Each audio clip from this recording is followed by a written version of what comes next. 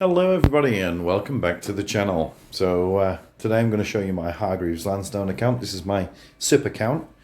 This was a previous employment. Managed to build up a bit of a pension with them, so I got it transferred into Hargreaves Lansdowne so I can manage it myself. So I'm going to go through some of my holdings. We've got Everest, which is one of my favourite stocks. I've got this in my ISA as well. Barrett's, Realty Income. Now this bank, Banco Santander, this here is issue of rights to other shares. So because I have so many shares in the company, they're not paying a dividend. So what they're going to do instead is issue rights for shares, and I'm entitled to one for every 23 shares I hold. And I think it equates to about 53 additional shares. So I'm just waiting for that to go through. We've got BA, Imperial Brands, and Aviva. Again, all three of them are in my ISA account. I love them as a company.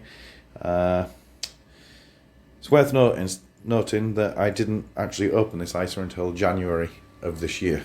So obviously I was buying, I didn't open this SIPP until January of this year. So I bought all these shares right at the peak, right before everything dropped. So I've been hit very hard with losses, but you know, as we know, this is the long term, so who knows what can happen. You know, I'm about 30 years away from retirement, so all being well, this is going to build back up in the meantime.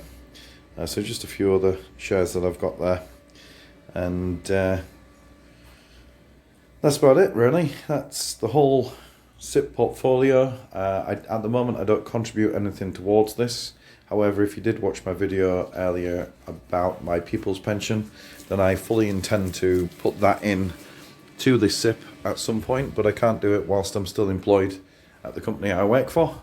So I've got to wait until I finish employment with them before I can roll that into this. But I will do as soon as I do finish with that company.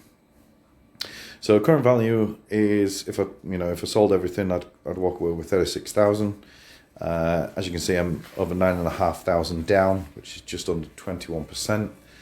When it comes to do my update as to how close I'm getting to £1 million, then what I usually do is I take the total value and the losses and I add them together. So this would equate to what, around 46,000, 47,000-ish when I actually input that, because they're unrealized losses.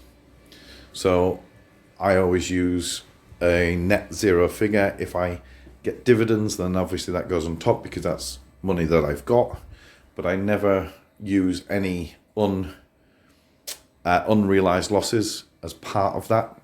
So you may look at this and go, well, it's 36,000, but his last update it said on his whole account it was 46,000.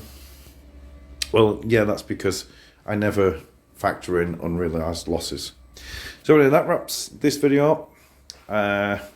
Not sure what the next video is going to be on. Probably going to do another update on my ISA very soon. So please feel free to like, subscribe, so you don't miss an update. And the end of the month we will be doing a new update as to how much it's increased or decreased over this month, so stay tuned for that as well. Okay, so I'll see you in the next one. Take care.